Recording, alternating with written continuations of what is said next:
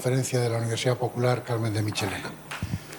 Daros las gracias a todos porque, como muy bien decía Aurelio, el ponente, nos ha contraprogramado el fútbol por un partido del Real y el Atleti, con lo cual tiene mérito, si algunos sois futboleros, estar por aquí.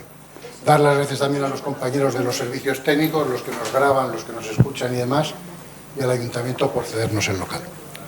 Aurelio ya es una persona que ha estado ya más veces aquí en la Universidad Popular.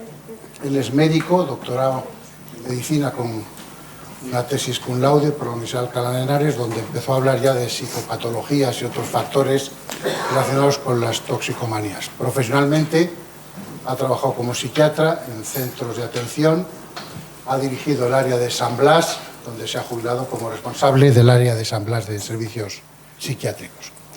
Y hoy en la conferencia va a darnos un pequeño recorrido sobre lo que ha sido la salud mental en Madrid y en España en general, digamos desde la dictadura, donde el único factor de tratamiento de enfermedades mentales era los psiquiátricos, los manicomios, con estos nombres tan bonitos, hasta la situación actual con la creación de redes de centros de salud y la evolución de los mismos desde los años 70 hasta la actualidad.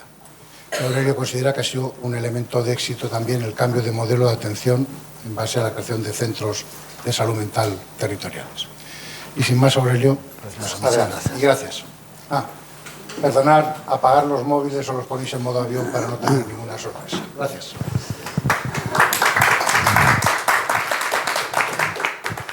Bueno, muchas gracias, en primer lugar, a todos vosotros por haber venido. Y la verdad es que, aparte del partido este que nos han programado, la verdad es que hace un día un poco desapacible. Y luego también quiero dar las gracias a los organizadores. Como ha dicho, me jubiló hace ya 1 año y pico, y cuando yo estaba trabajando y me invitaban a hacer algún tipo de charla, trabajo, participar en un grupo, pues yo agradecía de forma cortés a los organizadores el que me hubieran invitado, pero muchas veces pues la verdad es que era un engorro. Ahora, cuando uno ya está jubilado, oye, de verdad, lo agradeces sinceramente, que te inviten a dar una charla o que cuenten contigo para algo. Como ha comentado Alejandro, yo os quiero hablar de lo que ha sido la evolución de la atención psiquiátrica en los últimos, pues diría, 40 años en España y en Madrid en concreto. No quiero haceros un relato histórico, sino más bien comentaros, daros datos, daros información que os permita entender por qué ha ocurrido, por qué fue necesaria una reforma psiquiátrica y cómo ha sido esa reforma, qué es lo que se ha hecho y cuáles han sido sus resultados. Yo, de alguna manera, pues he sido testigo y también partícipe en esa reforma psiquiátrica.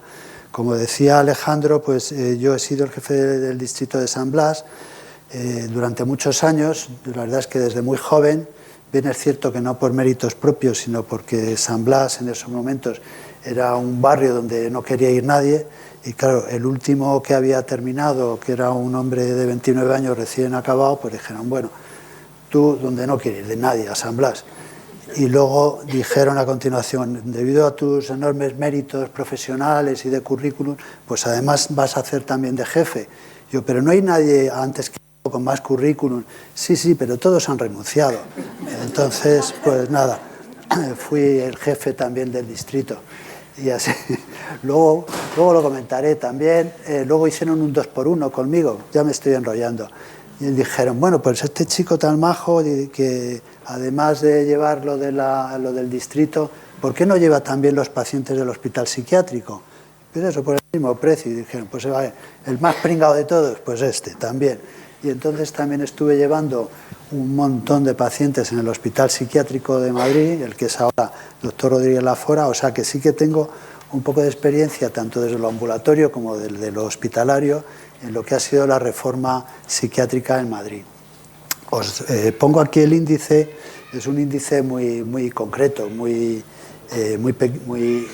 resumido, que es aquí os pongo, pues eso, en primer lugar una pequeña introducción, luego voy a hacer un pequeño recorrido histórico de cómo se ha considerado la enfermedad mental a lo largo de los años, para entrar luego en lo que nos donó esta maravillosa dictadura que sufrimos durante 40 años en lo que a psiquiatría se refiere, desde dónde partimos, por decirlo ya de forma un poquito más seria, y qué camino recorrimos y a dónde llegamos.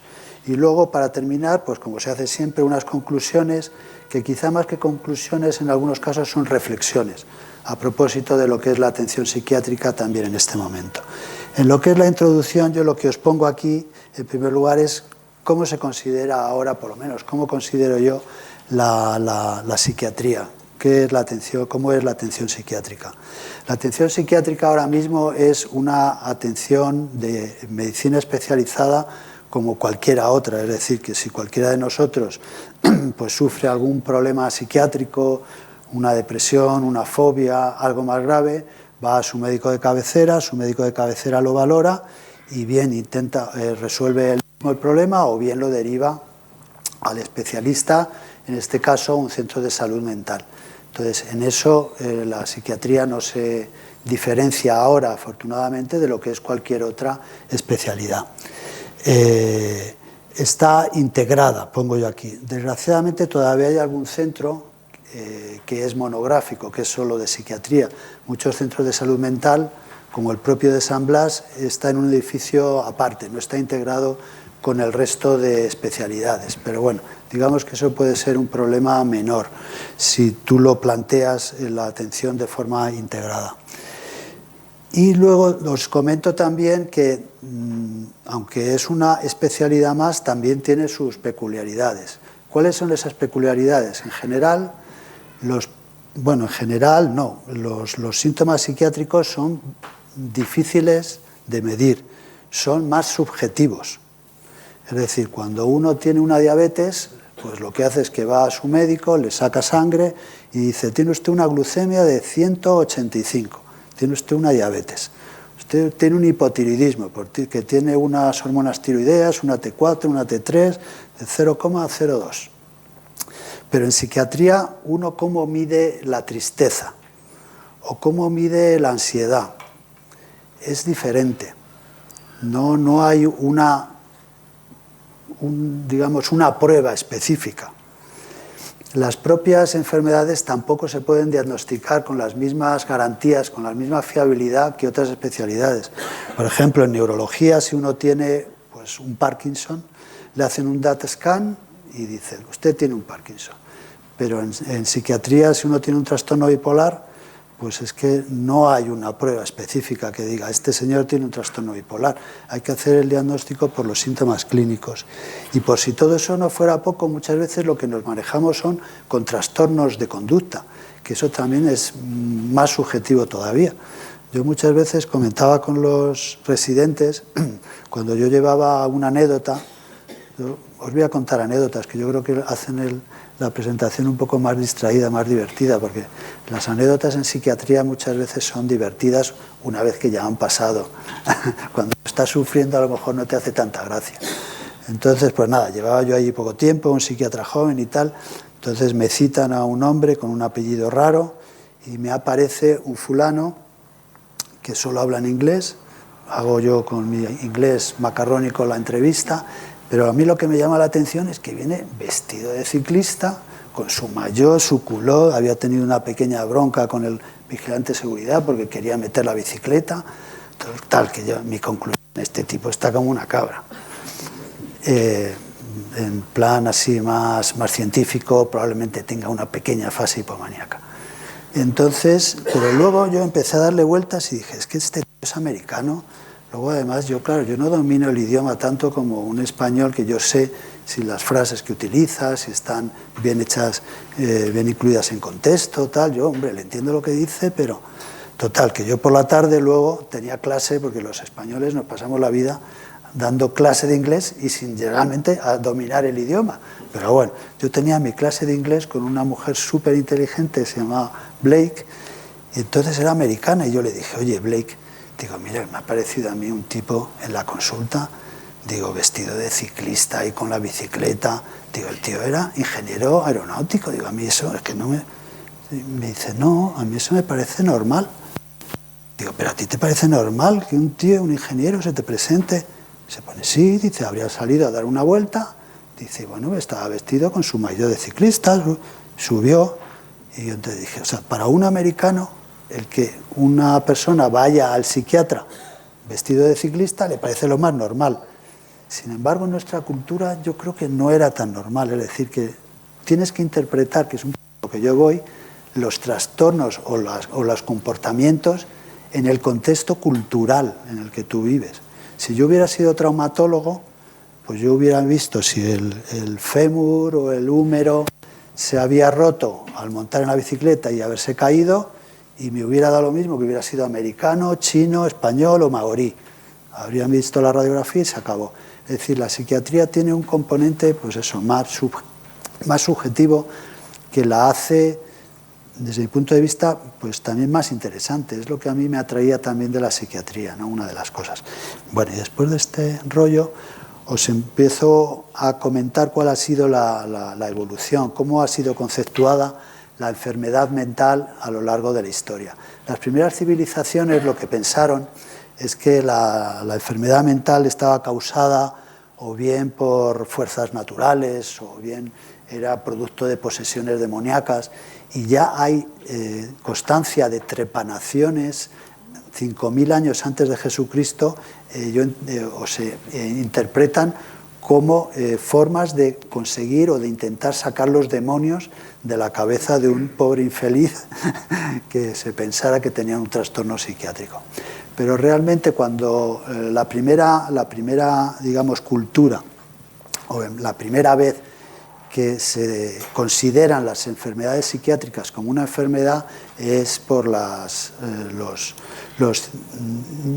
por los científicos, no son científicos porque no había método científico, por los filósofos más que médicos griegos. En la escuela de Hipócrates, por ejemplo, fue la que creó la teoría de los humores y la aplicó también a las enfermedades psiquiátricas. Lo que pensaba la escuela de Hipócrates es que la enfermedad mental era una manifestación psicológica de un trastorno biológico subyacente. Y ese trastorno biológico subyacente era una alteración de los humores que componían el cuerpo. Los humores eran la flema, la sangre, la bilis negra y la bilis amarilla. En el caso de la depresión, que etimológicamente lo que quiere decir es bilis negra, había un exceso de bilis negra. En el caso de la euforia, de la manía, lo que había era un exceso, la hipótesis, de bilis amarilla. Entonces, estos médicos griegos hicieron ya, digamos, o crearon una hipótesis etiológica, causal de las enfermedades, hicieron una descripción de las mismas y también plantearon sus tratamientos. Es decir, hubo un avance muy significativo. Yo os he recogido aquí, por ejemplo, cómo describieron una fase maníaca, y es que está perfectamente descrita, ¿no? Dice, es un estado de alegría, hiperactividad, superficialidad e infantilidad, y a la vez excitación, irritación y euforia. Los pacientes tienen delirios, estudian y se creen expertos en astronomía y filosofía, se sienten grandes e inspirados, se muestran en público con la cabeza coronada como si retornaran victoriosos de alguna gesta, riendo y sin parar de bailar día y noche. Dice, el paciente que previamente estaba alegre, eufórico, hiperactivo, de forma repentina se torna lánguido, triste, taciturno, preocupado por su futuro y con sentimientos de culpa. Y además en la descripción dice que es una enfermedad que afecta a hombres jóvenes, incluso dice que es más frecuente en primavera, o sea que hace una descripción perfecta de lo que es un trastorno bipolar. En la Edad Media, ¿qué es lo que ocurrió? Pues en la Edad Media la verdad es que no hubo avances significativos en el estudio de las enfermedades mentales. Los médicos árabes cogieron el testigo del conocimiento de la escuela grecorromana. Entonces, en la medicina árabe se sigue considerando a la enfermedad mental o al trastorno mental como una enfermedad, y a los enfermos mentales se les ingresaba en los hospitales. Sin embargo, la cultura cristiana, digamos que retrocedió en el tiempo y volvió a abrazar las teorías de la posesión demoníaca, de las fuerzas sobrenaturales, etc. Aquí yo os pongo un cuadro del Bosco que está en el Museo del Prado, que es una pintura satírica en la cual, digamos, en el tratamiento pues, de un pobre desdichado, que es su paciente, participan las fuerzas vivas de la sanidad del momento, que son un médico al que describe como un imbécil con un embudo en la cabeza, un cura que le da a la priva, o sea, que le da al drinking de forma considerable, y una monja que es una ignorante porque le pone un libro en la cabeza. Entonces, imaginaros cuál puede ser el resultado del tratamiento con una monja ignorante, un cura borracho y un médico que es tonto de remate. Bueno, pues así se las gastaban con los pobres infelices que bueno, no, lo que pone aquí es la extracción de la piedra de la locura. Una de las hipótesis que manejaban en la Edad Media es que había una piedra dentro del cerebro que habría que extraerla, que era la que producía la locura. O sea, una cosa descabellada, ¿no?, desde nuestro punto de vista. El único avance significativo en contra de lo que podáis pensar así a priori es que en la Edad Media el padre Jofré, que era valenciano, fue el primero que fundó un manicomio. Entonces, claro, el manicomio realmente también tiene una función buena, que es la función de protección, de asilo, de cuidado del enfermo psiquiátrico. Entonces, no había hasta ese momento, en este cuadro que también está en el Prado, pues se ve, bueno, aquí está un poquito pequeño, pues este pobre también desdichado, enfermo mental, al cual el padre Jofré está protegiendo de la turba que lo quiere linchar o apalear o simplemente que se está riendo de él. Entonces, en el año, pongo aquí 1409, se funda el primer manicomio, en el sentido no peyorativo del término, sino el primer asilo, el primer lugar en el cual se recoge y se protege al enfermo mental.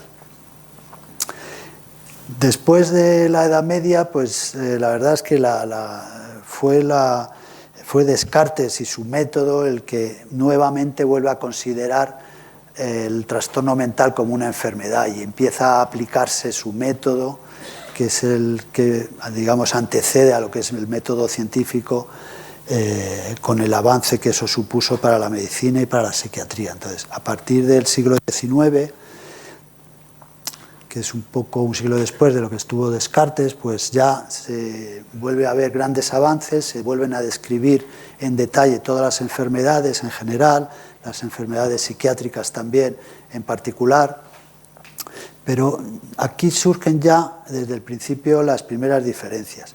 Por ejemplo, todos conocéis seguro a un tal Alzheimer,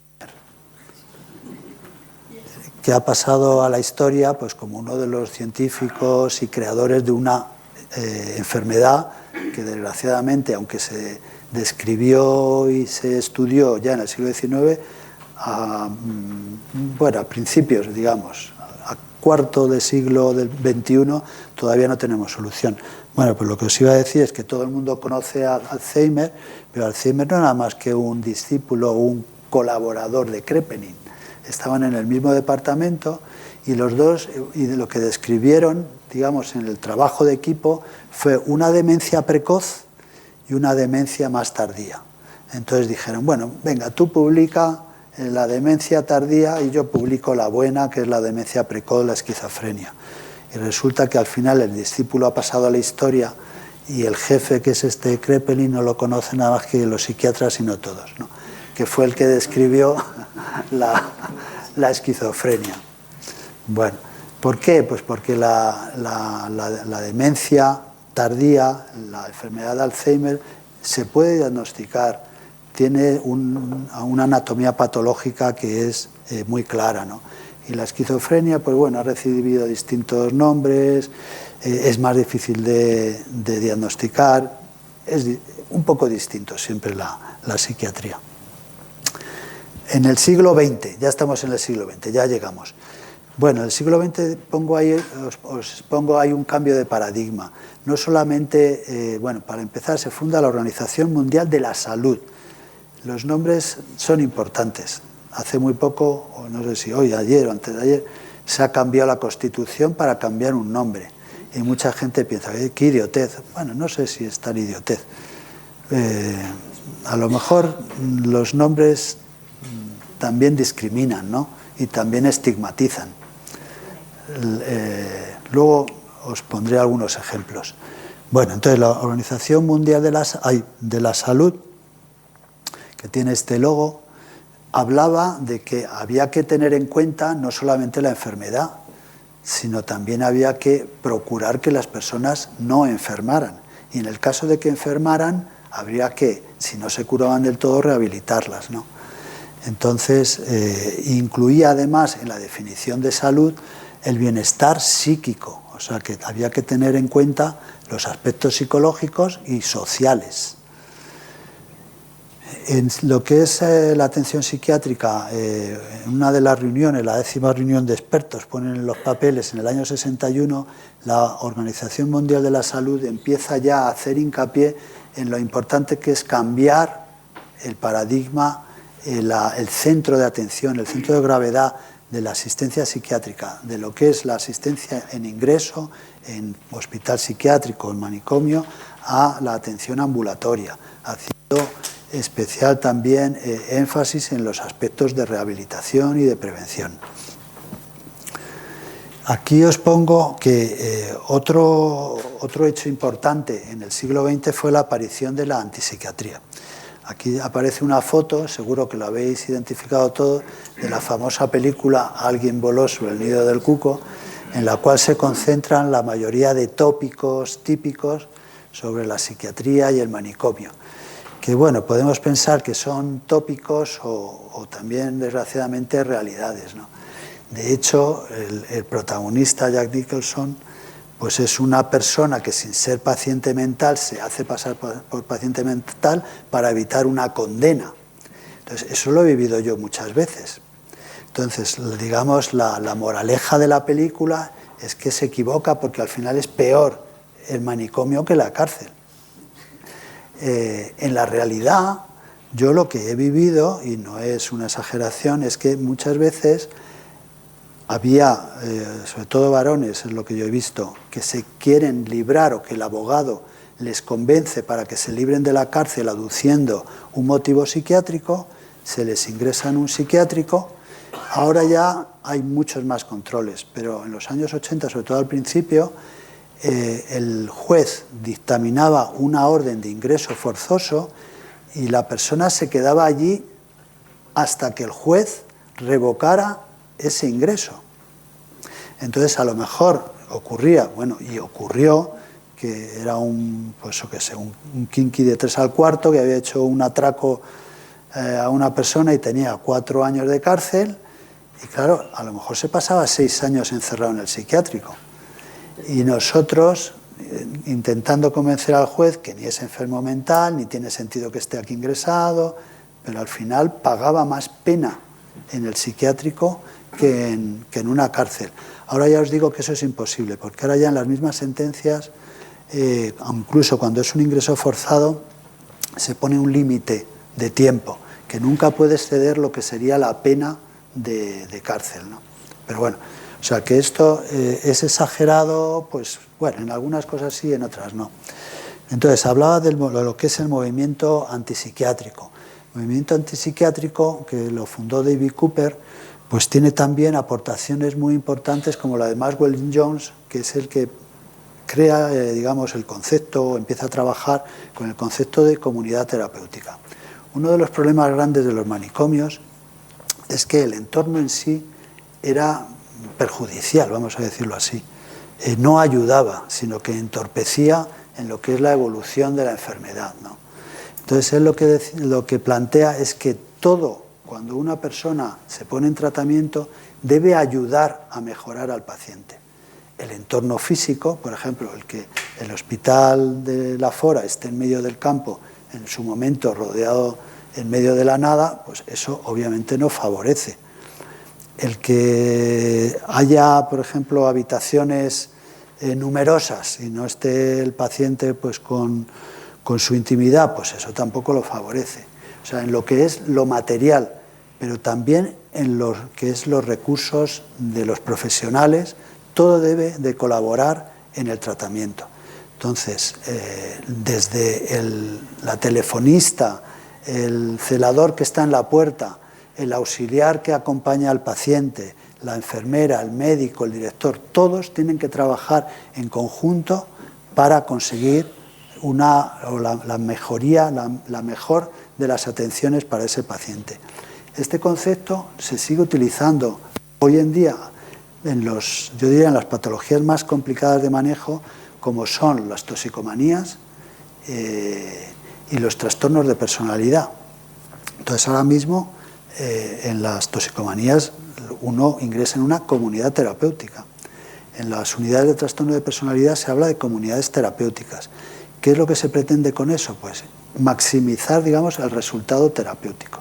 Y que todo lo que haya, por ejemplo, en una unidad de trastorno de personalidad sea terapéutico.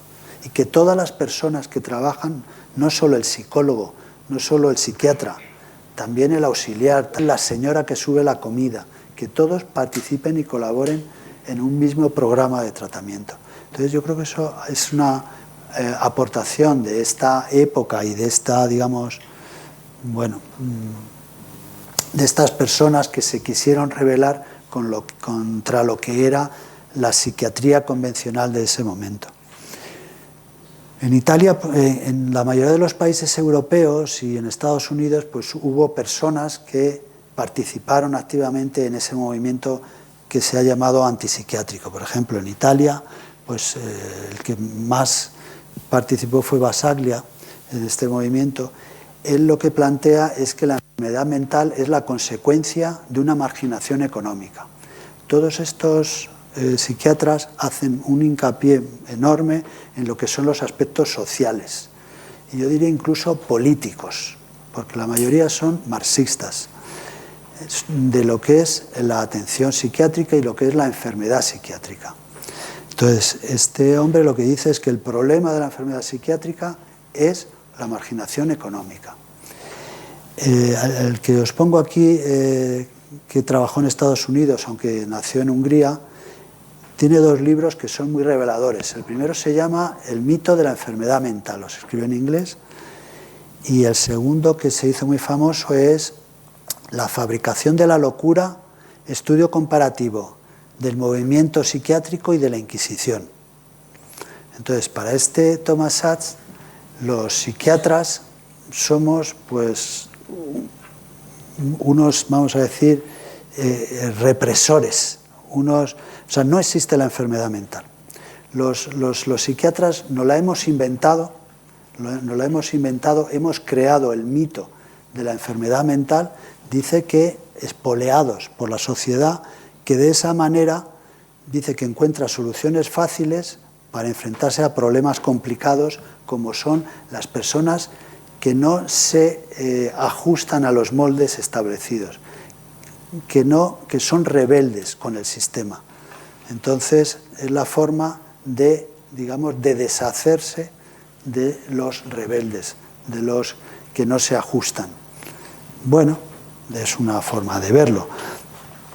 David Cooper, que es, la verdad es que la palabra que me sale que es el gurú de la antipsiquiatría, pero es que con esa foto yo creo que sí que tiene aspecto de gurú. Pues él lo que postula es que la locura, la psicosis, es el producto de un tipo de relaciones sociales que se establecen en un determinado sistema de dominación. Y por lo tanto su verdadera solución pasa porque haya una revolución. Él lo que plantea es que tiene que ser una revolución marxista. Y lo que plantea es que los psiquiatras no somos más que meros instrumentos del malvado capitalismo, ¿no?, que actuamos reprimiendo a los rebeldes y reprimiendo a las personas que no sucumben al conformismo burgués. Entonces, si la causa de la psiquiatría está en en este tipo de relaciones sociales, en este tipo de sistemas dominantes, la solución obviamente no pueden ser los psiquiatras, que son parte del problema, sino una revolución, ¿no? Entonces, yo lo que os decía es que la antipsiquiatría aportó muchas cosas. Por ejemplo, aportó lo que yo os decía, el concepto de comunidad terapéutica, aportó la lucha por los derechos civiles y yo diría por los derechos humanos de los pacientes psiquiátricos, aportó la lucha por la humanización de los psiquiátricos, aportó el entender la psiquiatría también desde un punto de vista, vamos a decir, más social. O sea, que en las causas de los problemas psiquiátricos, psicológicos, hay una parte importante que depende del entorno. Entonces, todo eso lo aportó la antipsiquiatría.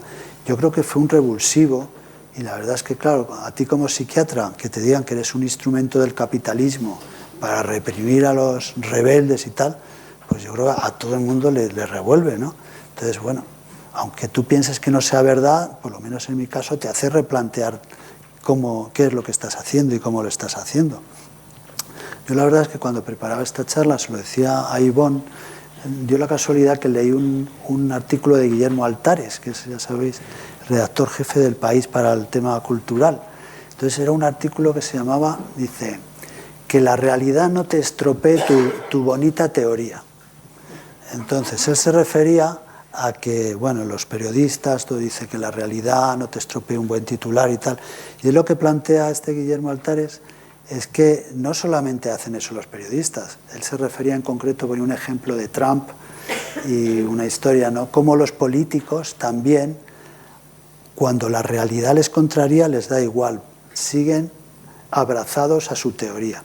Y yo lo hago ya extensivo también a los psiquiatras, a los médicos, y yo no sé si a todo el mundo. Es decir, todos tenemos nuestras teorías, nuestros apriorismos, y es muy difícil que los dejemos en un lado. Y aunque la realidad nos contradiga, no es fácil que nos apeemos de ello.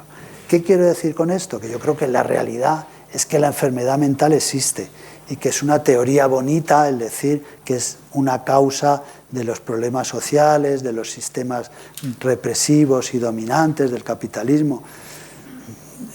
La dura realidad, me temo, es que la enfermedad mental existe, ¿no? Luego le podemos buscar, le podemos investigar las causas, los tratamientos, pero el negarla, pues bueno, puede ser es una bonita teoría, pero que no se ajusta a la realidad.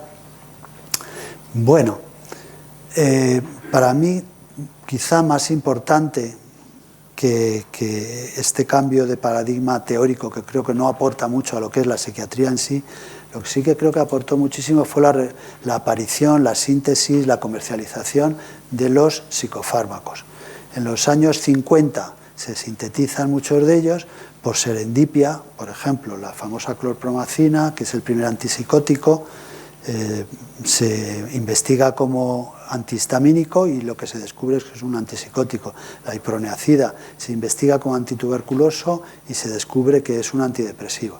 Pero bueno, se van comercializando ya en los años 60 antipsicóticos, antidepresivos, ansiolíticos.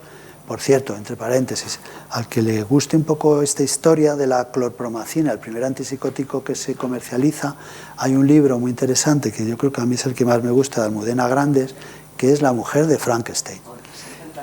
Que a mí es el que más me gusta, a ti no. Que está ambientado o está, digamos, en el manicomio, en el Hospital Psiquiátrico de Cienpozuelos. ¿Puedes repetir el fármaco, por favor? Clorpromacina. Clorpromacina.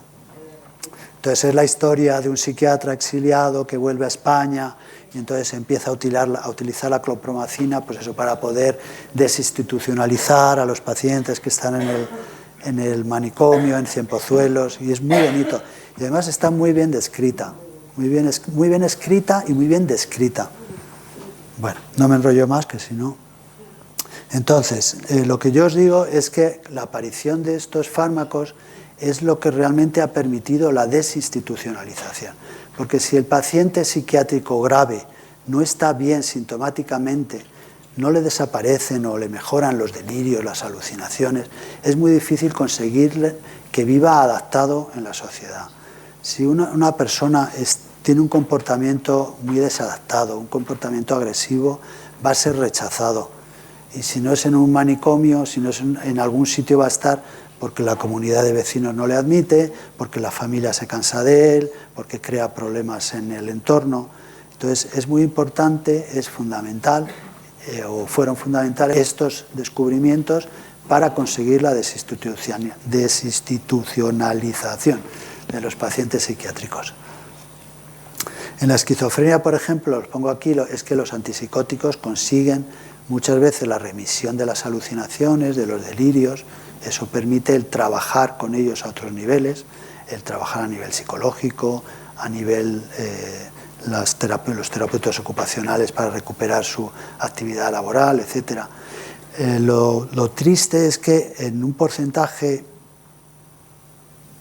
desgraciadamente alto de casos no se consigue una recuperación completa, que sí se consigue en el trastorno bipolar.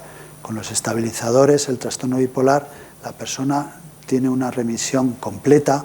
Hay muchas personas muy famosas, muy conocidas, que desarrollan su actividad profesional.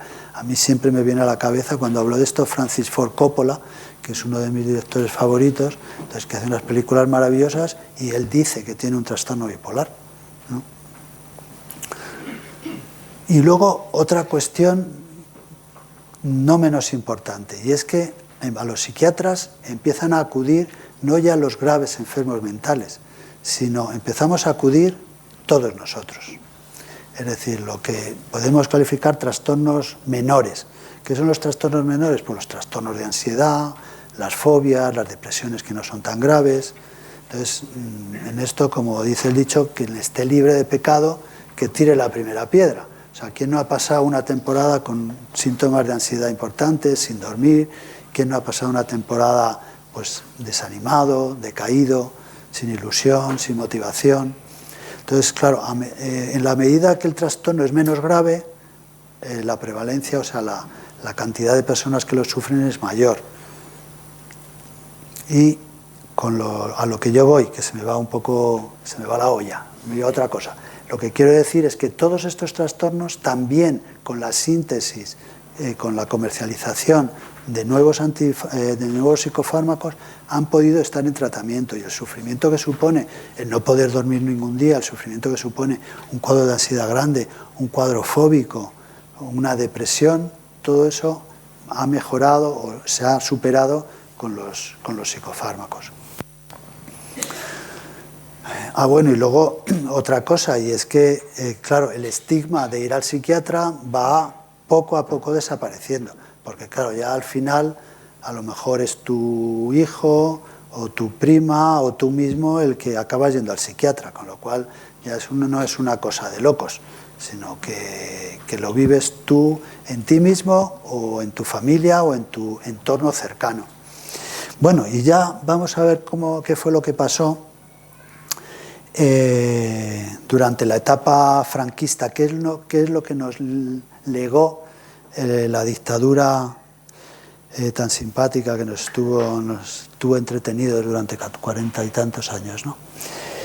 Bueno, pues cuando triunfa el golpe de Estado de este señor que aparece aquí, mano en ristre, con su amiguete, el colega Hitler, pues ¿qué es lo que queda? Queda una España destruida,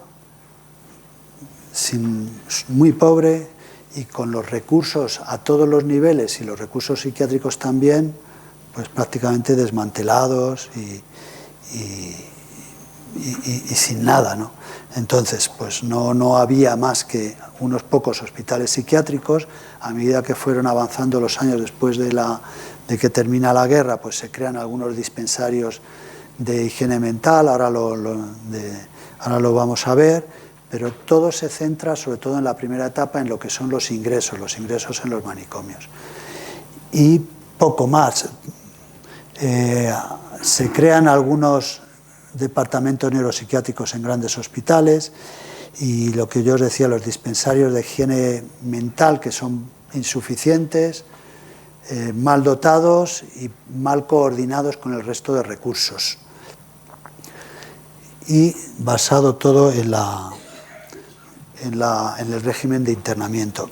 A medida que el régimen se mantiene intenta ofrecer una imagen un poquito más amable. Aquí ya le veis al dictador, sigue con el rictus de levantar la mano, pero ahora ya, yo creo que más para saludar que por lo del saludo fascista. Pero bueno, se ve que tenía asumido ya el asunto, pero ya no está con un uniforme militar, ya está con un jersey, ya empieza a estar el hombre un poco más decrépito, porque ya, claro, él mismo y todo su sistema se empieza poco a poco a resquebrajar. Bueno, entonces en esta segunda etapa franquista, que lo tomo a broma, pero la verdad es que no tiene mucha gracia, es una etapa en la cual hay una mejoría económica en España, y eso se refleja en que hay un aumento de los recursos. Es la época en la que se crean los hospitales, la mayoría de los hospitales de Madrid, La Princesa se inaugura en el año 57, me parece, el nuevo hospital clínico, la clínica Puerta de Hierro, la clínica de la Concepción, La Paz en el año 60 y tantos, lo que llamaron la ciudad sanitaria Francisco Franco, lo que es el Marañón. Todos esos hospitales son de los años 60. Entonces eso fue un avance muy significativo con respecto a lo que había antes. ¿Qué es lo que ocurrió? Que lo que era, luego vamos a ver, el INSALU, lo que era todo el sistema sanitario, digamos, estatal, no incluía entre sus cartera de servicios, o como lo llamaran entonces, la psiquiatría. Entonces La Paz no tenía cámaras de psiquiatría, Puerto Hierro no tenía cámaras de psiquiatría, La Princesa no tenía cámaras de psiquiatría, y únicamente habían mantenido la tradición de los hospitales clínicos universitarios, que sí desde el principio tuvieron algunas camas psiquiátricas, y algunos hospitales generales grandes, como fue el Marañón, que tenía camas. Pero claro, también en el resto de España, pues si no tenías un hospital grande, un hospital universitario, lo que tenías era el hospital psiquiátrico de la zona, de tu comunidad, de tu provincia, como mucho, ¿no? Y poco más. Bueno, decía que España también intentaba ofrecer una cara más amable, ¿no? Intentó y consiguió entrar en muchas organizaciones ya internacionales. Por ejemplo, entró en la Organización Mundial de la Salud en el año 51, en el año 55 fue admitida en la ONU, y eso se puede interpretar, digamos, como los chistes. Tiene su parte buena, su parte mala. La parte mala es que, digamos, se renunciaba de alguna manera a que el régimen quebrara, o sea, se admitía que ya iba a seguir y que no se podía hacer nada en su contra. Y tuvo quizá la parte buena de que la entrada obligaba a mantener unos mínimos estándares de no tanta represión, y luego, por ejemplo, el entrar en la Organización Mundial de la Salud suponía que se creaban una serie de iniciativas, de programas para mejorar la atención sanitaria en un país atrasado como era España, ¿no? En concreto, en psiquiatría, pues hubo pues esos programas, había visitas de expertos que luego elaboraban sus informes, y se intentaba de esa manera, o había instituciones como fue, por ejemplo, el PANAP, que era el Patronato Nacional de Atención Psiquiátrica, que coordinaban o intentaron coordinar y crear un modelo diferente al del hospital psiquiátrico ya en los años 60 en España. Aquí os pongo, por ejemplo, el informe de un tal doctor May, que lo publicó en el año 71, pero las visitas fueron un poco anteriores, de qué es lo que opinaba, o sea, cuáles eran los problemas de la atención psiquiátrica en España, pues eso, a finales de los años 60. Y él lo resumía en que, por un lado, eso no lo pongo aquí, pero la atención era fundamentalmente en manicomios, en hospitales psiquiátricos, que eran unas instituciones pues anticuadas. En los informes pone vetustas, que es una palabra muy bonita. Pues eran vetustos hospitales donde los pacientes estaban hacinados, había recursos, había poco personal y había un concepto poco rehabilitador, ¿no? Los derechos personales, civiles de esos pobres pacientes pues no existían, ¿no? Entonces, por un lado, la atención era fundamentalmente en psiquiátricos y luego también decía que había una falta grande de formación, él dice, sobre todo de personal auxiliar y de enfermería, más que de los médicos. La ausencia de servicios de atención extrahospitalaria.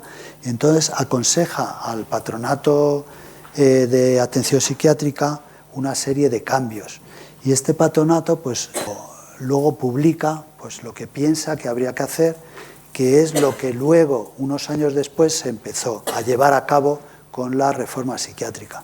Pues lo vamos a ver a partir de ahora muchas veces, pues hay que ampliar mejor la asistencia ambulatoria, crear alternativas a la hospitalización, tener en cuenta también los aspectos de rehabilitación. Y ya la última parte del franquismo, que son los años 70, un poquito antes ya de que se muera el dictador, que ya estaba decrépito, pues empiezan a surgir movimientos cada vez más fuertes de reivindicativos, ¿no? El primero que se señala siempre, que fue, digamos, la Espita, que explotó y que transmitió esa llama, ¿no?, al resto de instituciones, fue el Hospital Psiquiátrico de Oviedo en el año 70. Eso se transmitió, por ejemplo, a las clínicas de Ibiza, que eran las clínicas psiquiátricas de lo que es ahora el Marañón. Hubo también huelga en el Hospital de Santa Cruz de Barcelona, hubo huelga en el Hospital Psiquiátrico de Conso, o sea que ya hubo una movilización clara en contra de un tipo concreto de atención psiquiátrica, ligada también a una lucha, digamos, en contra de una dictadura, ¿no?, que estaba ya, pensábamos, a punto de poder caer. Se crearon también organizaciones disidentes, por ejemplo, la Coordinadora Psiquiátrica, que se creó en el 11º Congreso, undécimo Congreso de la Asociación Española de Neuropsiquiatría.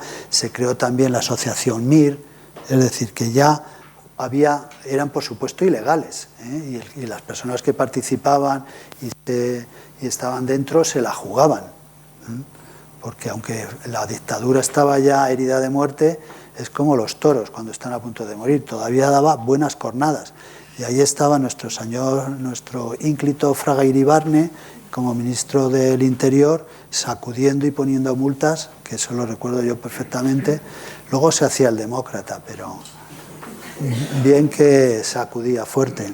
En la atención en régimen de internamiento. Esto ya me refiero a Madrid. ¿Qué es lo que heredó Madrid? Lo que heredó Madrid fueron 3 hospitales psiquiátricos: el Hospital de Leganés, que era el hospital que llamaban de Santa Isabel, el Hospital de Cienpozuelos y el Hospital Psiquiátrico de Madrid.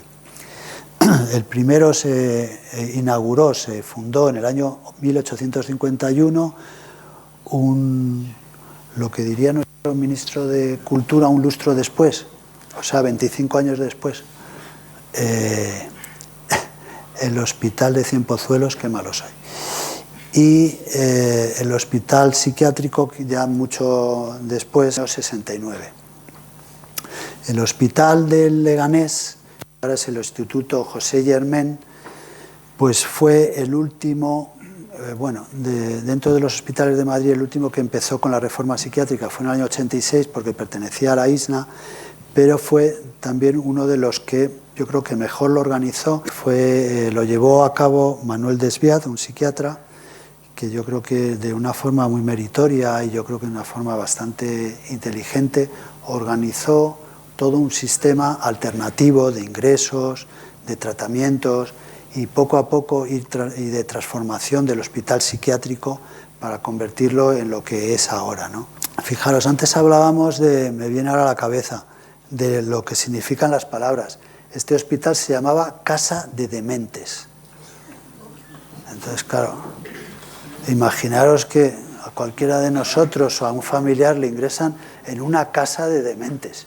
Es que entre eso o que ingresen en el Instituto José Germán, bueno, yo prefiero ingresar en el Instituto José Germán. Este es una foto del Hospital de Cienpozuelos. El Hospital de Cienpozuelos lo funda Benito Meni, que es el el fundador de los Hermanos de San Juan de Dios, es una orden hospitalaria. Había dos psiquiátricos, el de hombres y el de mujeres, estaban discriminados, como es lo típico de esta época. En esta época, estaba separado, pero luego también ha evolucionado, ¿no? Ha evolucionado y ahora pues lo que tiene es una unidad de larga estancia, una unidad de media estancia, una unidad de discapacitados, no de retrasos mental, de discapacitados, una de psicogeriatría y la verdad es que yo creo que funcionan bastante bien. Tiene también una parte de ingresos privados y lo que son las camas, por eso lo comento, de larga estancia, de media estancia, están concertadas con la Comunidad de Madrid. Uno de los, no sé cómo voy de tiempo, de los que fue el director era Antonio Vallejo Nájera. Cuando acaba la guerra, la verdad es que no puedo por menos de comentaros. No me quedo bien si no lo digo. Se repartieron el pastel en un principio, al terminar la guerra, entre este Antonio Vallejo Nájera, psiquiatra, que era un admirador y ferviente defensor del régimen nazi y que también hizo sus experimentos, vamos a decir, no sé cómo calificarlos, poco éticos con los prisioneros. La teoría de este Antonio Nájera es que los marxistas tenían un defecto congénito que les hacía ser tontos, y entonces, más tontos de lo normal, y entonces por eso se hacían marxistas, y él quería, si vosotros os partís de risa, pero era, desgraciadamente, la dura realidad, y entonces él quería buscar los genes y las causas genéticas de esa imbecilidad, y entonces cogía a los prisioneros, a los que estaban condenados a muerte, y les hacía pruebas y tal. Un poco al estilo de Mengele en los campos de concentración. Él hablaba no de la raza aria, de la raza española, sino él hablaba de la fuerza moral de los españoles, ¿no? Que se perdía cuando se convertían al marxismo. Bueno, pues ese fue uno de los directores de Cienpozuelos, y ese fue el que dirigió y gobernó la psiquiatría en los primeros años de la dictadura. Vino López Ibor, que era ya pues cara un poco más amable del régimen. No era tan bestia, pero bueno, él fue el que entonces mangoneó el tema, colocó a todos sus acólitos en las cátedras, siempre que fueran un poquito mejor, bastante más tontos que él, para que así él pudiera resaltar. Y entonces, claro, las generaciones de psiquiatría dejaban un poquito que desear desde mi humilde punto de vista. Bueno, es que si no digo esto, ya os digo, reviento. Bueno, total, que esto era Cienpozuelos y este es el hospital psiquiátrico, que es un hospital muy grande. El hospital de Cienpozuelos también tiene 1.260 camas, pero es que el hospital psiquiátrico, cuando estaba en su apogeo, entre comillas, tenía 1.550 camas. O sea, es un hospital muy grande, y que era, bueno, no, este es el de Madrid, el Hospital Rodríguez Lafora, el que era, se le llamó Alonso Vega, que era un coleguita de nuestro amigo Patas Cortas, Francisco Franco Bahamonde. Era un coleguita porque era del Ferrol también y era coleguita también de la escuela militar, y yo creo que tan sanguinario como él. Bueno, pues como era amiguito suyo, le dedicó a Camilo, le llamaban Camulo, pues le dedicó este hospital psiquiátrico el nombre. Se inauguró en el año 69, las malas lenguas dicen que tuvieron que esperar a que aprobara uno de los hijos de López Ibor para darle la dirección del centro. No sé si son malas lenguas o es verdad. Bueno, el caso es que es un hospital muy grande. Yo lo conocí, ya os cuento más anécdotas, yo creo que fue en el año 78. Yo estaba en quinto de medicina y entonces los estudiantes, bueno, entonces y ahora, rotan por los distintos servicios. Entonces mi hospital de referencia fue La Paz. Yo estudié como estudiante, estuve en La Paz. ¿Y qué ocurría? Lo que yo os había comentado antes, La Paz no tenía servicio de psiquiatría con camas, eran 3 pobres psiquiatras que hacían lo que podían, Y entonces rotábamos los estudiantes por el hospital psiquiátrico. Y a mí eso me pareció horroroso, horroroso. Mis recuerdos son espantosos. Yo me acuerdo que yo pensaba, yo aquí no trabajo en la vida. Bueno, pues ahí estuve haciendo guardias luego montones de años y trabajando unos cuantos años. ¿Y qué diréis que es lo que recuerdo yo del hospital psiquiátrico? Un olor espantoso, un olor horrible, que no era olor a suciedad ni a basura. Cuando estabas en la parte de abajo olías a sopa o a comida horrible, y cuando estabas en las plantas, no sé, era algo... Y luego de mi estancia allí, de mi rotación allí, yo recuerdo unas, no sé, así como por el resto de servicios, yo, no sé, me encontraba cómodo, disfrutaba, estaba en el servicio de cardiología, veía las ecos, tal.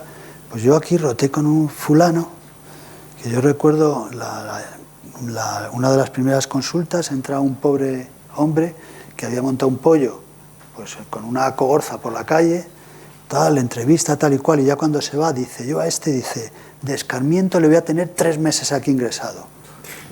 Y yo dije, joder, pues pobre hombre, ¿no? Pues, pero es que luego a continuación entró una mujer que la pobre se había desnudado, medio desnudado por la calle, había montado también un pollo grande, y yo pensé, joder, digo, pues si al otro se pasa 3 meses, está 6 meses, en 6 meses no sale de aquí.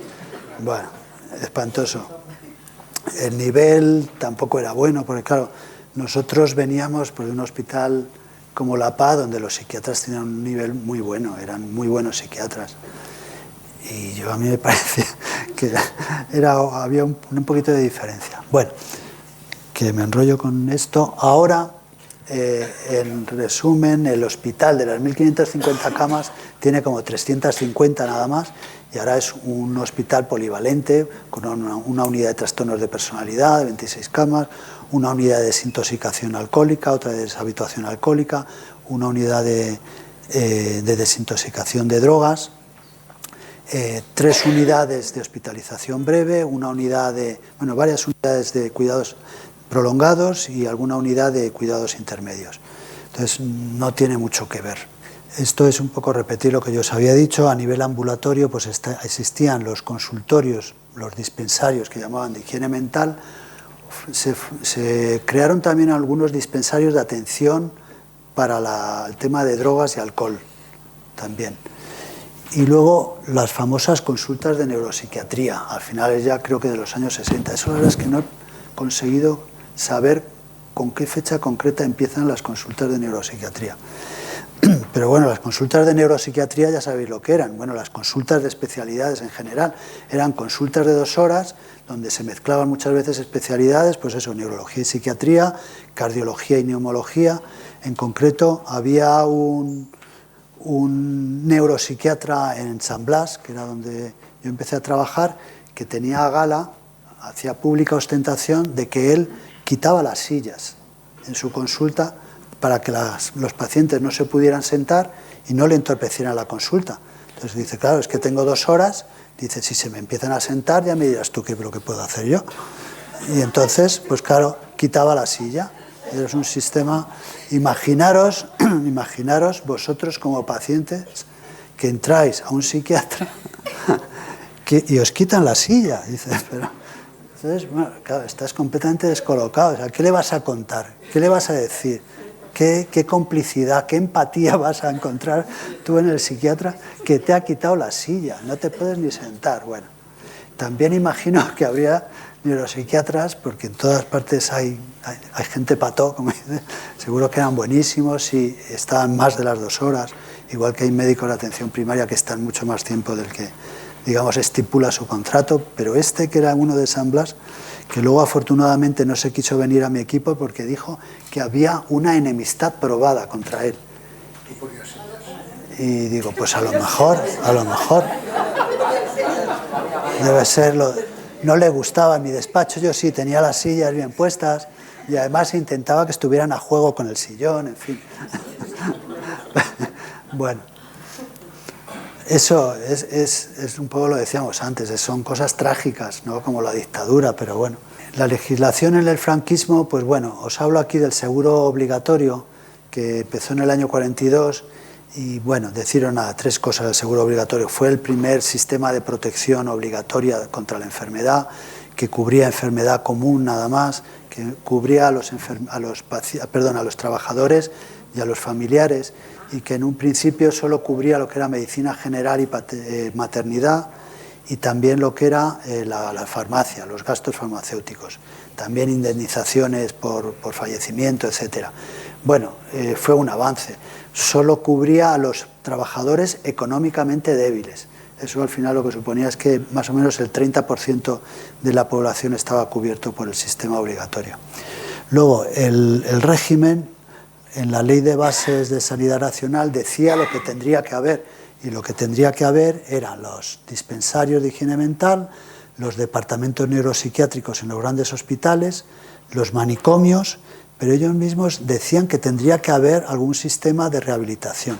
Que yo sepa, estas colonias agrícolas, industriales y tal, jamás se llevaron a la práctica, y estas hospitalizaciones por distintas patologías, lo que ellos llamaban, pues bueno, los epilépticos, toxicómanos, tal. Al final en los hospitales psiquiátricos, en los manicomios, había un mogollón, es decir, había una mezcla de patologías con discapacitados, con drogadependencia, con trastornos de personalidad, personalidades antisociales, esquizofrenias, había de todo.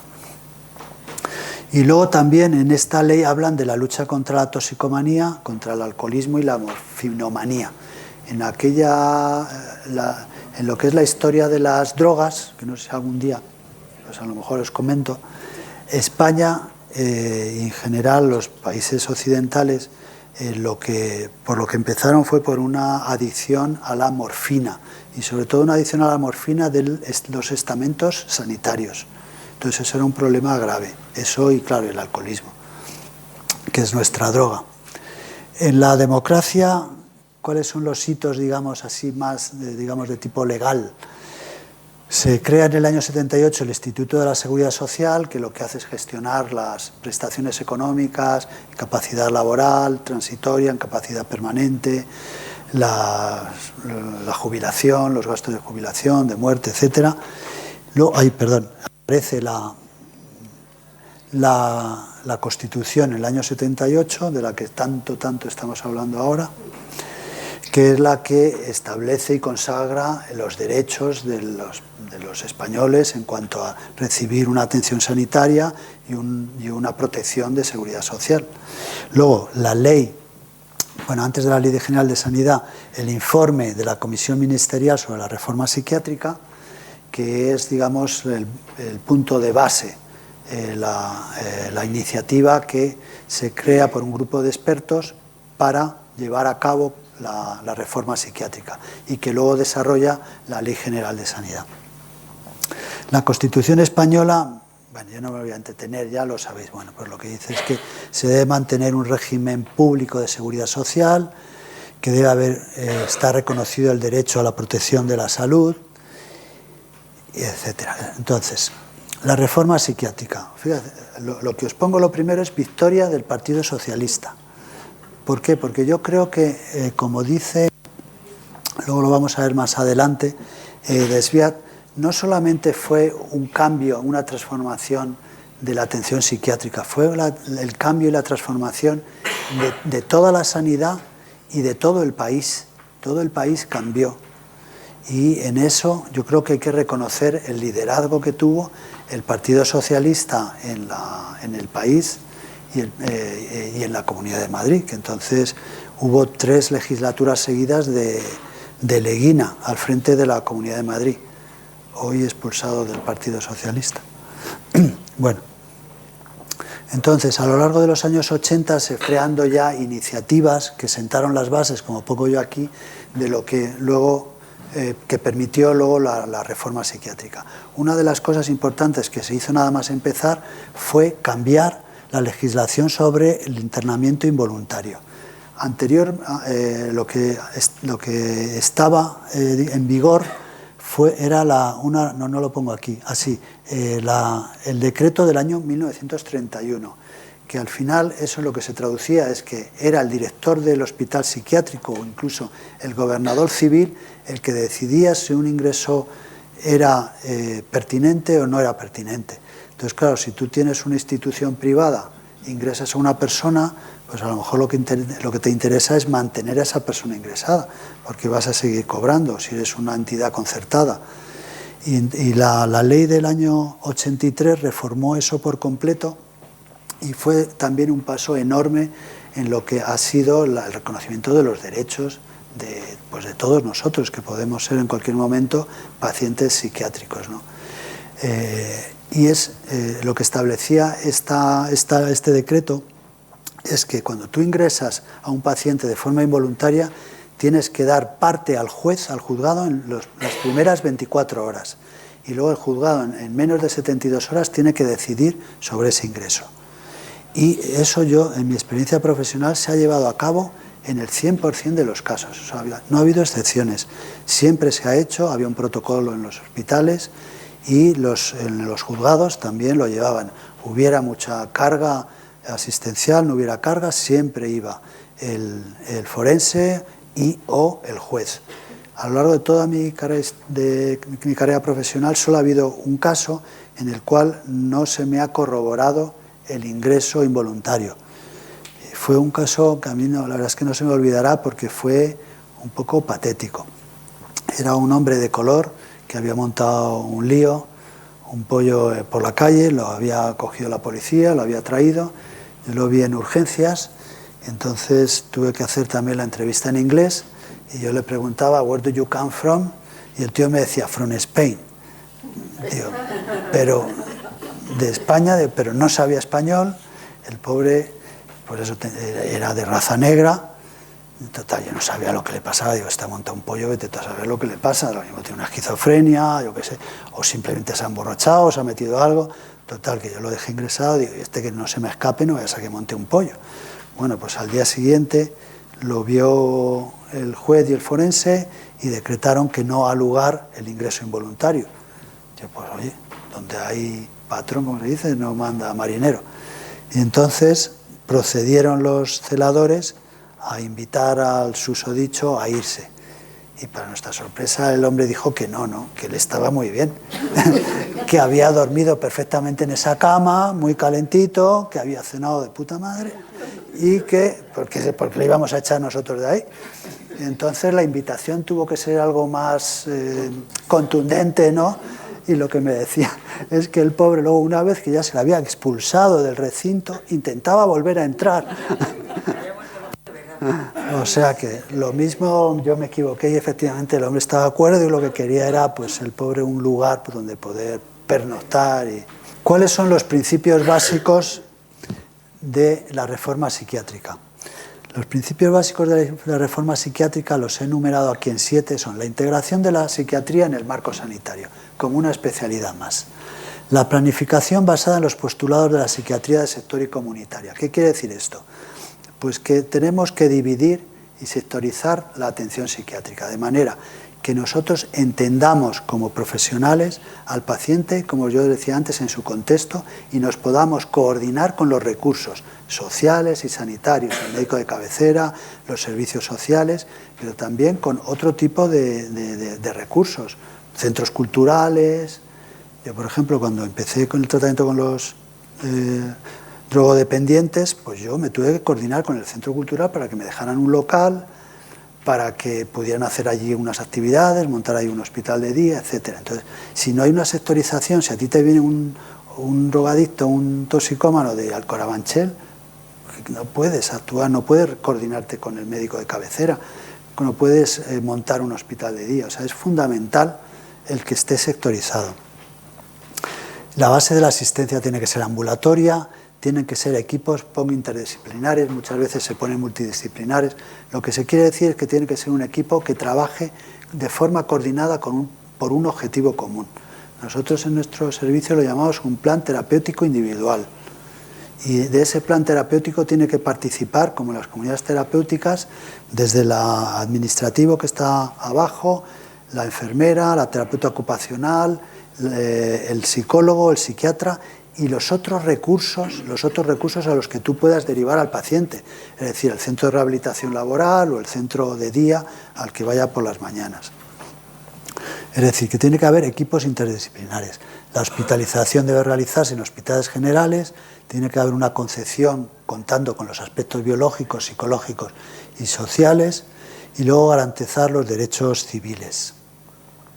En el informe de la Comisión Ministerial de Reforma Psiquiátrica, que se formó por un grupo de psiquiatras motivados y, yo diría, con buenos conocimientos y buena experiencia en psiquiatría y bueno, que fueron los que sentaron las bases, como yo os decía antes, para lo que había que hacer en una reforma psiquiátrica y que se desarrolló posteriormente en la Ley General de Sanidad. Y los principios, pues otra vez lo mismo: territorialización de las áreas sanitarias, integración de la asistencia psiquiátrica en la asistencia sanitaria, priorización de la atención ambulatoria, creación de una red de servicios con la integración de todos los servicios que haya. Y esto es lo que desarrolla posteriormente la Ley General de Sanidad. La Ley General de Sanidad reconoce el derecho que se había plasmado en la Constitución de la asistencia sanitaria universal para todos los españoles, y en concreto sobre la salud mental, pues lo que pone es que la atención, la salud mental de la población se realizará en el ámbito comunitario, potenciando los recursos asistenciales a nivel ambulatorio, los sistemas de hospitalización parcial, de atención a domicilio. La hospitalización tiene que hacerse en los hospitales generales, se desarrollarán los servicios de rehabilitación, los servicios de salud mental cubrirán y se coordinarán, cubrirán la atención psiquiátrica en coordinación con los servicios sociales, etc.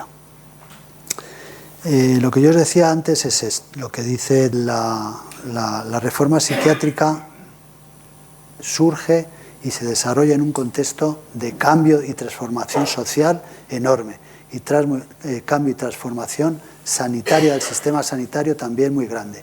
Y lo que dice es que también, como fuimos 20 años por detrás de lo que habían sido otras reformas psiquiátricas en otros países, eso nos permitió también aprender de los errores que se habían cometido en reformas anteriores.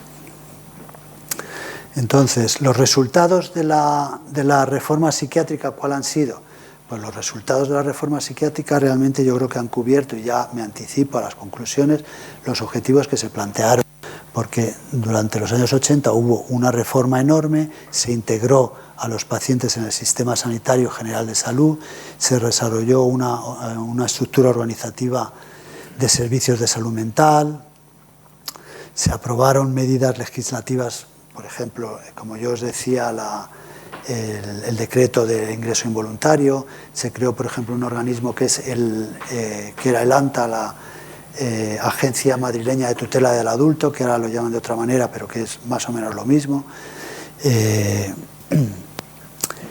Se promovió unas actitudes más positivas hacia la enfermedad mental, y con ello pues digo que se ha hecho un avance muy grande. En la Comunidad de Madrid yo resalto la creación del INSALUD.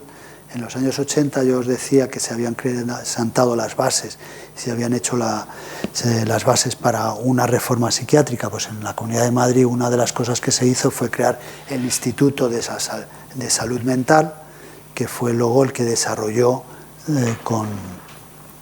a través de la Oficina de Salud Mental pues todo el sistema de centros de salud mental, la que promocionó la reforma de los hospitales psiquiátricos, etc. Luego, otro hecho muy importante al que luego, un poquito más adelante, me refiero más en detalle, es el programa de servicios sociales alternativos a la hospitalización psiquiátrica. Y por último, los planes de salud mental. Cuando uno quiere, el objetivo de la reforma realmente era cerrar los hospitales psiquiátricos. Si tú quieres cerrar un hospital psiquiátrico, tienes que crear alternativas a las funciones que está haciendo ese hospital, que entre otras cosas, como veíamos al principio, es tiene una actividad de acogida, de asilo, de protección. Entonces, si tú sacas de los hospitales a todos los pacientes, habrá algunos que no sean capaces de vivir por sí mismos, que no sean capaces de sobrevivir de forma autónoma e independiente. Entonces tienes que crear instituciones o recursos alternativos. por ejemplo, residencias psiquiátricas pequeñas, tienes que, si les sacas, tendrás que tener una coordinación grande con los servicios ambulatorios para que sigan en tratamiento, para que puedan tener actividades, para que se puedan integrar, en definitiva, en su entorno, en su sociedad. Por ejemplo, en la reforma del hospital psiquiátrico, que yo os decía que yo de alguna manera pues también he participado, lo primero que se hizo fue identificar y documentar a todos los pacientes. Aunque os parezca increíble, los pacientes no tenían documento nacional de identidad, muchos de ellos. Entonces, las trabajadoras sociales trabajaron a destajo para que todos los pacientes tuvieran su carnet de identidad. Se clasificó a los pacientes por patologías. Aquí los discapacitados, aquí los que tienen una esquizofrenia, aquí esto. Y luego se clasificó también por distritos, se sectorizó, de forma a veces un poco aleatoria. Entonces dijeron, estos a partir de ahora son responsabilidad de San Blas, que es lo que yo os decía. Entonces dijeron, a ver, ¿quién está ahí en San Blas? Ah, tú, pues mira, pues ahora también te vas a encargar de esto. Entonces, se clasificaron también por zonas y luego se empezaron a plantear objetivos de rehabilitación y de desinstitucionalización. Y entonces se crearon grupos pequeños que se les entrenaba pues para aprender a cocinar, a manejar el dinero, a manejar transportes, porque fijaros que había pacientes que a lo mejor llevan 20 años ingresados allí que no habían salido. Entonces habían perdido, lógicamente, sus capacidades pues, de manejar dinero, de manejar un transporte público, de todo. Y para esa reforma pues, intervinieron parte de los psiquiatras del hospital, otra parte estaban un tanto renuentes, trabajadores sociales. Yo creo que en general lo que fue, digamos, la punta de lanza de la reforma psiquiátrica éramos todos prácticamente voluntarios.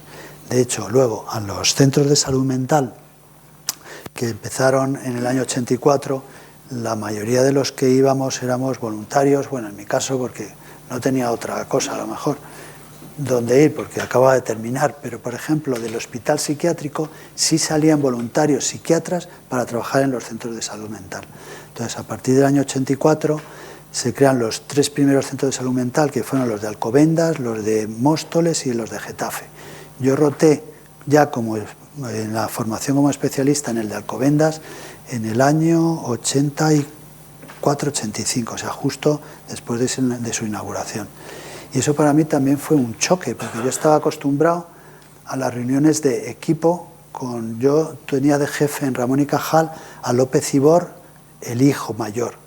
Era el que había heredado un poco de la inteligencia del padre. Bueno, claro, fue catedrático desde los 27 años. Era un hombre muy brillante. Entonces, luego, como él quería quedarse en Madrid, por eso de seguir controlando la clínica y todo eso, pues se vino al Ramón y Cajal, pero él para eso era... Luego ya se consiguió la plaza de catedrático en la Complu y eso ya le enorgullecía mucho más. Bueno, total, que entonces yo estaba acostumbrado a las reuniones de equipo donde el jefe mandaba, te ordenaba y tú eras, pues, yo como residente era un gusano, ¿no? El problema que tenía López Ibor con nosotros es que los residentes no éramos su Fernando Galindo, amigo, esclavo, admirador, siervo, sino que éramos personas que habíamos sacado la plaza por oposición, habíamos aprobado el MIR. Entonces no le debíamos nada a López Ibor y eso a él no le gustaba. A él le gustaba trabajar con Fernandos Galindos. Bueno, pues entonces yo estaba acostumbrado a las reuniones donde el jefe mandaba tal cual y llegué al centro de salud mental y me encontré al jefe que era el doctor Abrines, un tío majísimo, inteligente, bueno, iba a decir todo lo contrario, bueno, majísimo. Y vi que se ponían todos alrededor de un círculo, el jefe ahí el primero, y ahí todos opinaban y le contrariaban al jefe incluso. Yo dije, joder, digo, ¿qué mérito tiene este hombre? Porque claro, oye, cuando tú eres ordeno y mando, está tirado sobre el jefe. Pero cuando todos están a tu nivel y tienes tú que decidir y convencer a los demás, oye, la cosa ya es más complicada. Bueno, eso es lo que yo recuerdo de mi rotación por el Centro de Salud Mental. Bueno, entonces se crearon los 4 primeros centros de salud mental y enseguida se crearon ya muchísimos más. Ahora mismo hay 38 centros de salud mental que cubren todos los distritos. Afortunadamente ha aumentado mucho la plantilla. Fijaros que cuando yo empecé éramos 8 personas y ahora el equipo de San Blas son 30. Y nosotros éramos 8, incluido la limpiadora, que era parte de la plantilla. Era increíble. Y ahora son 30. O sea, fijaros cómo se han potenciado los equipos. Bueno, y luego os comentaba también que aparte de potenciar los equipos, y de crear los equipos de salud mental, de reformar los hospitales psiquiátricos, se creó una red alternativa de servicios sociales, que el gran mérito para mí es el de una persona que yo creo que no es muy conocida, que seguro que no sale en muchas fotos, y que ha sido yo creo una persona clave en la reforma psiquiátrica de Madrid, que es Abelardo Rodríguez, que es el responsable de que haya más de 300 centros repartidos por todo Madrid con mini residencias psiquiátricas, pisos protegidos, hospitales de día, centros de rehabilitación laboral, centros de rehabilitación psicosocial, centros de día, equipos de apoyo psicosocial y más cosas que me olvido, por ejemplo, trabajo en pensiones protegidas. Os decía al principio que cuando desmontas o quieres desmontar un hospital psiquiátrico, pues a lo mejor eso, bueno, a lo mejor no, o sea, seguro que vas a necesitar residencias alternativas, pisos protegidos donde salga la persona, hospitales de día que cuiden de forma más intensiva a un paciente que a lo mejor está inestable, y todos estos servicios se han ido desarrollando a lo largo de todos estos años. ¿Se han conseguido los objetivos planteados? Por ejemplo, la integración de la psiquiatría en el marco dentro del marco sanitario. Pues yo diría que en líneas generales sí. La planificación basada en los postulados del sector y de la psiquiatría comunitaria. Pues yo creo que también. La base de asistencia es ambulatoria. Yo creo que sí. ¿Hay equipos de salud mental en todos los distritos? Sí. La hospitalización se hace en hospitales generales. En general sí. En concreto, la zona del área de Ramón y Cajal y la zona de La Paz, por lo menos hasta ahora, como el Ramón y Cajal tenía pocas camas, una parte de las camas siguieron quedándose en el hospital psiquiátrico, pero era ya otro planteamiento. Es decir, el hospital Ramón y Cajal, cuando yo roté y ahora, cuando yo me formé como especialista, tenía 20 y tantas camas y sigue teniendo 20 y tantas camas. El hospital Ramón y Cajal atiende una población de más de 600.000 habitantes. Es imposible que con 20 y tantas camas cubra las necesidades. Entonces se apoya todavía en las camas de hospitalización breve que hay en el hospital psiquiátrico. Pero en líneas generales, pues eso, La Paz tiene camas, La Princesa tiene camas, Puerta de Hierro tiene camas, todos los hospitales tienen camas. Concepción biopsicosocial del enfermar, pues sí. ¿Se garantizan los derechos civiles de los enfermos mentales? Yo creo que muchísimo más. Entonces yo lo que os digo es que sí se han conseguido en líneas generales los objetivos. Desde el principio ha existido un gran déficit de recursos, como vamos a ver luego, pero aún así se han conseguido los objetivos. Y ese déficit de recursos, fijaros, ahora os pongo yo aquí, la reforma psiquiátrica también lo que ha conseguido ha sido que se conozcan mejor las enfermedades, se traten de forma más precoz, con lo cual el pronóstico, como en cualquier enfermedad, cuanto antes se aborda y se trata, es mucho mejor. Y es mucho más fácil que la persona se mantenga adaptada, que siga integrada en su entorno y que no sufra el deterioro que sufrían antes cuando eran ingresados y separados de su entorno y de la sociedad en un hospital psiquiátrico. Entonces, las intervenciones precoces mejoran el pronóstico y el deterioro de una persona con un trastorno severo es mucho menor y su funcionalidad se ve mucho menos afectada. Os pongo yo aquí, claroscuros de la reforma psiquiátrica. O sea, ¿qué cosas pienso yo que no han salido del todo bien o qué críticas se le puede hacer a la reforma psiquiátrica que ha habido en la Comunidad de Madrid? Bueno, una de las críticas es que se ha tardado muchísimo en integrar todas las redes, todos los recursos. En la Comunidad de Madrid había recursos de la ISNA que era el organismo que sustituyó al PANAP, al Patronato de Asistencia Psiquiátrica. Entonces, por ejemplo, el Hospital de Leganés pertenecía a la ISNA, algunos dispensarios, como yo decía, antialcohólicos, algunos dispensarios de salud mental, pertenecían a la ISNA. Había otros recursos que eran los de las diputaciones, que en el caso de la Comunidad de Madrid pertenecieron desde el principio a la Comunidad de Madrid. Había recursos del Ayuntamiento y había recursos del Ayuntamiento. Aquí pasa como en todas partes, cada uno defiende su reino de taifas. Entonces, si tú eres el jefecillo del centro de la unidad de salud mental del Ayuntamiento, que no te quiten tu puestecito y sigues manteniéndote allí, aunque no sea lo más funcional. Y si tú dependes de la ISNA y eres funcionario, que no te quiten tus derechos, que tienes muchas vacaciones y no te pueden echar, pase lo que pase, etcétera, etcétera. Y digamos, por culpa, vamos a decir, de las propias instituciones que no se ponen de acuerdo, y yo creo que también en culpa por los propios trabajadores que defienden a muerte los derechitos adquiridos que tienen con cada organización, pues se tardó mucho en unificar todas las redes. Luego la falta de recursos. Fijaros, aquí os pongo un estudio que dice que solo la esquizofrenia en España puede costar como 2.000 millones de euros al año. Entonces, claro, es muy cara la atención psiquiátrica y probablemente es más cara con una atención comunitaria que en un manicomio. En un manicomio, al fin y al cabo, tú les das de comer, les pones una cama para dormir, contratas unas cuantas enfermeras, algún psiquiatra, no muchos, y listo. Y de la otra manera tú tienes que tener mis residencias, centro de rehabilitación laboral, centro de rehabilitación psicosocial, centros de día, una red amplia de equipos multidisciplinares, con psiquiatra, con psicólogo, con terapeuta ocupacional. Es caro, es muy caro. Y desgraciadamente, por lo menos en la Comunidad de Madrid, siempre ha habido un enorme déficit de recursos, que se han suplido la mayoría de las veces con mucha motivación, pero claro, que llega un momento que la motivación falla. Y lo que digo es que cuando faltan recursos, por ejemplo, no hay suficientes centros de día, no hay suficientes centros de rehabilitación, pues al final a lo mejor el paciente está discriminado no ahora por vivir en un manicomio, sino por malvivir en la comunidad. Y luego otro aspecto a tener muy en cuenta es que, claro, desde los años 80 ya los pacientes ya no se volvieron a quedar ingresados. Entonces volvían a su casa, volvían con su familia. Entonces, ¿qué es lo que ocurre? Que el cuidado, a partir de los años 80, ha corrido a cargo de las familias. Y yo os decía que, desgraciadamente, algunos problemas psiquiátricos no se recuperan del todo y necesitan cuidados y atención. Y que al final, ¿quiénes son las personas que cubren esa atención? Pues las madres, las mujeres.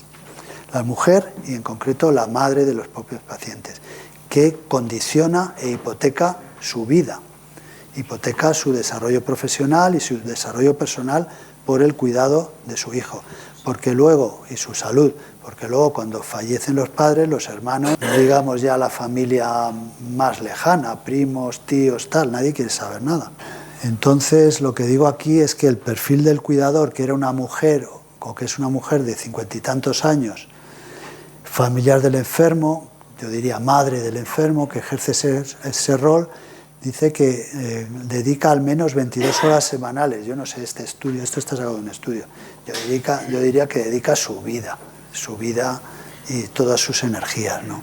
Entonces, yo os decía, falta de recursos, eso equivale a personal quemado con el paso del tiempo.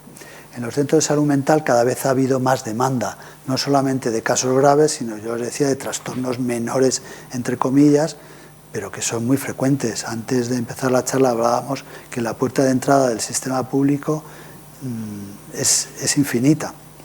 O sea, cualquiera de nosotros podemos ser candidatos o somos candidatos. Entonces, claro, si no hay un buen filtro, por ejemplo, de atención primaria, los servicios de salud mental se ven completamente desbordados. Y ahora que ha entrado en crisis la atención primaria, pues de rebote, digamos, o secundariamente, nos vemos visto afectados los servicios de salud mental porque han sido filtrados mucho menos los pacientes con problemas psiquiátricos. Y luego ha habido un incremento de patología menor, yo diría más que de patología menor, de problemas de la vida cotidiana, que eso interfiere mucho. ¿A esto a qué me refiero? Pues me refiero a que anteriormente, o hace años, cuando, yo qué sé, a un chico le dejaba a su novia, pues hablaba con sus amigos, incluso a lo mejor con sus padres, o si una chica le dejaba al novio, ahora no, ahora va al psicólogo. Y entonces, claro, yo dudo que eso sea un problema psiquiátrico o psicológico, eso es un problema de la vida. Entonces, ahora todo se redefine como problema psiquiátrico. Hay un accidente de avión, yo lo de Spanair, entonces los psicólogos, los psiquiatras, a mí me llamaron como voluntario, he de reconocer que yo no fui. O sea, ¿qué voy a hacer allí? ¿Sabes? Vas allí y te encuentras con unos padres que han perdido a su hijo, ¿y qué les dices? ¿Te acompañan en el sentimiento? No sé. Yo creo que eso no es un problema psiquiátrico. Lo que pasa es que los políticos se quedan muy tranquilos de que allí va el equipo de psicólogos de urgencia. Bueno. Conclusiones y reflexiones. Mi opinión personal es que se ha producido un gran avance en la calidad de vida de los pacientes con un trastorno mental severo y también de los pacientes con trastornos menores en los últimos 40 años. A pesar de las resistencias al cambio y la limitación de presupuestos, yo pienso que la reforma psiquiátrica ha cumplido con sus objetivos. Sigue existiendo todavía un grupo grande de pacientes psiquiátricos severos que les cuesta integrarse en la sociedad y que viven todavía pues, aislados o en su medio o simplemente utilizando recursos de salud mental, pero sin una verdadera integración en la sociedad. Entonces, en ese sentido yo creo que es necesaria una nueva revolución farmacológica que haga que la evolución, sobre todo de la esquizofrenia, sea mejor, que desaparezcan por completo los síntomas, que la persona recupere por completo su funcionalidad. Algo parecido a lo que ocurre con el trastorno bipolar. Yo creo que es muy importante que las administraciones y los políticos se conciencien que es necesario seguir invirtiendo en recursos para un colectivo tan vulnerable. Y yo creo que tampoco hay que olvidar a los cuidadores. Y por último, creo que hay que seguir trabajando para evitar la discriminación. Y con esto creo que he terminado, sí. Tenía una foto muy bonita, pero era en mi presentación, porque es que me he olvidado los pendrives en mi casa y he tenido que recurrir a un correo electrónico para recuperar la presentación. Así que muchas gracias.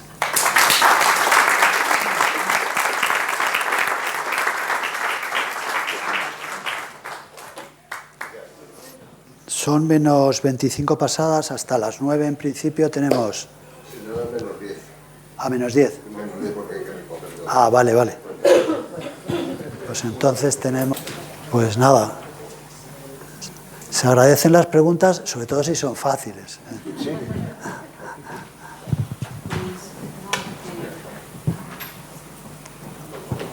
Muchas gracias porque me ha encantado toda la charla.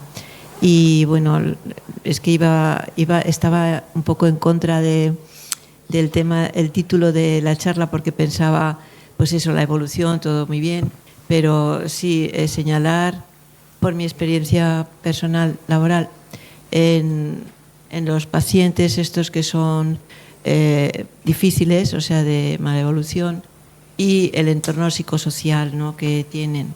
Entonces he asistido a gente que está, pues eso, con los padres mayores, con el hijo psiquiátrico, que veías o pensabas que iba a haber un desenlace fatal y luego después así era. Entonces ese vacío lo veo difícil, que yo creo que se ha conseguido muchísimo, pero tal como estamos ahora, creo que vamos fatal. O sea, que todo eso no sé si se va a poder mantener, porque efectivamente el paciente psiquiátrico necesita mucho dinero, o sea, el entorno, y no veo labor para eso. Y nada, en ese sentido un poco pesimismo, y que ha estado muy bien lo que me ha gustado mucho, vamos. Bueno, a lo mejor yo me he pasado de optimista. Yo lo que pasa es que, claro, he comparado la situación que había con la que tenemos ahora. Entonces, la que tenemos ahora sigue siendo deficitaria. Yo he recalcado que siempre ha habido un déficit crónico de recursos en la Comunidad de Madrid, y sigue habiéndolo, pero claro, comparando lo que hay ahora con lo que había antes, es que hay un mundo de diferencia. Yo creo que tiene que, pues eso, si hay 300 y pico centros, a lo mejor tendría que haber 600. Fijaros, por ejemplo, las camas de ingreso En el área en la que yo he trabajado de Ramón y Cajal, más o menos son 10 camas de pacientes agudos por 100.000 habitantes. La media de la Comunidad Económica Europea me parece que leía yo que eran de 70 y tantas, o sea, 7 veces más.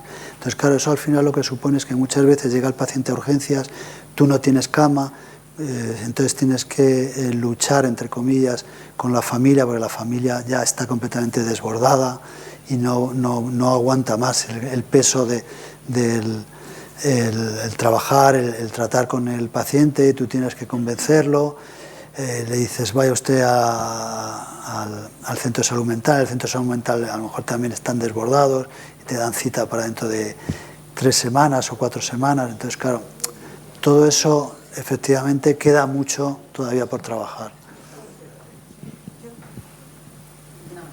Es que no sé cómo va el turno. Yo tengo el micrófono.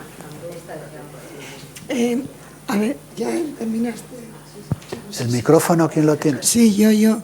¿Se me oye? Perdón, sí. Sí, a ver, yo quería hacer varias preguntas. Bueno, la primera es, ¿el trastorno bipolar se cura, pero se entiende que continuando de por vida con el tratamiento o llega un momento en que también pueden prescindir del tratamiento?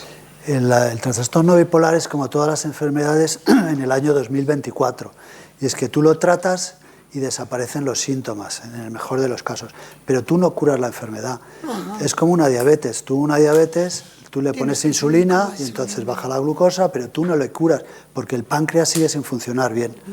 Lo que ocurre es que el trastorno bipolar, que cursa por fases, cuando tú consigues una estabilización mantenida durante muchos años, es mucho menos probable que tengas recaídas, ¿no?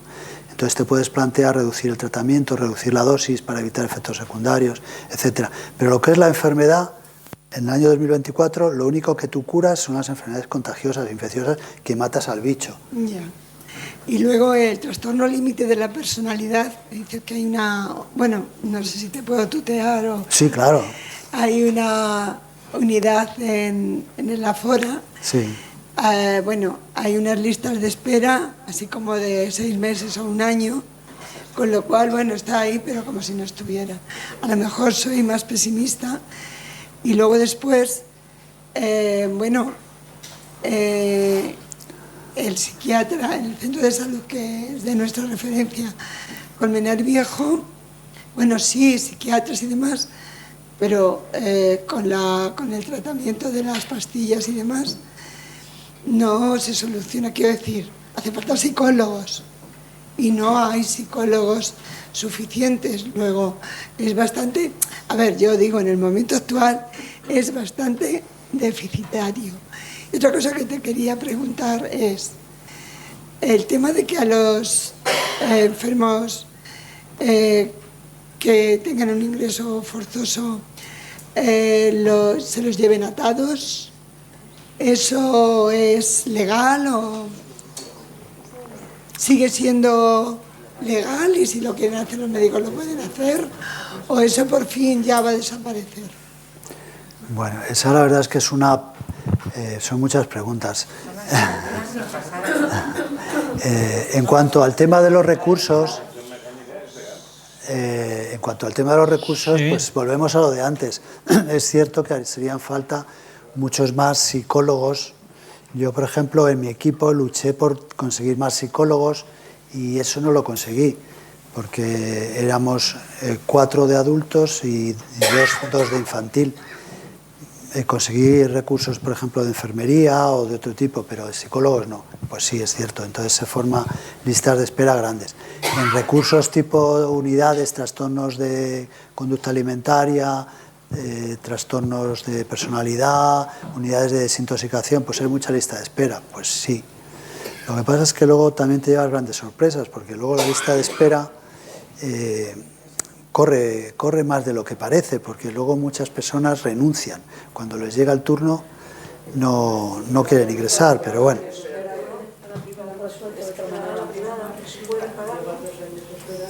Y luego, con respecto al tema, digamos, espinoso, es una de las preguntas difíciles, de las contenciones mecánicas. Yo decía que pues nosotros desde nuestro servicio y desde la Oficina de Salud Mental hemos intentado y hemos luchado porque el trato al paciente psiquiátrico que está en una situación de crisis sea el adecuado. Y el adecuado quiere decir pues, que no se utilice violencia gratuita, que no se utilicen pues eso, contenciones mecánicas innecesarias, y algo se ha conseguido. Fijaros que hubo una situación durante muchos años en las cuales la ambulancia psiquiátrica llevaba sistemáticamente atados a todos los pacientes. Entonces, ocurriera lo que ocurriera, porque claro, ellos decían, bueno, va el conductor y entonces, como solo va el conductor, pues no puede estar pendiente de si la persona que lleva se agita, no se agita. Entonces, en colaboración el servicio de ambulancias con la Oficina de Salud Mental, bueno, pues se ha hecho un protocolo de manera que no sea algo, digamos, sistemático. Es un tema muy complicado, muy complicado. Yo, la verdad es que con la ambulancia psiquiátrica mi relación nunca ha sido demasiado buena, porque yo pensaba que había veces que se sobrepasaban. Probablemente visto desde el punto de vista de ellos, pues claro, estaban acostumbrados a sufrir agresiones, insultos, amenazas, tal, y a lo mejor actuaban en fuerza para defenderse ellos mismos. No lo sé, es un tema realmente muy difícil. Es como el tema de los ingresos involuntarios. Lo ideal sería que no hubiera ingresos involuntarios. Lo ideal, por supuesto, sería que no hubiera contenciones mecánicas. Lo de la contención mecánica en todos los hospitales ya está protocolizado, hay revisiones periódicas, yo creo que eso se hace, y yo creo que cada vez se utilizan menos porque no son necesarias, y sobre todo hay un control, que es lo que debe haber. O sea, que no se haga de forma gratuita o de forma preventiva. Ellos están en las redes sociales, una de las cosas que están reivindicando y se están promocionando por ese tema. Este movimiento alternativo de la lectura de los logros de ellos también. Claro, y yo creo que está bien y es lógico.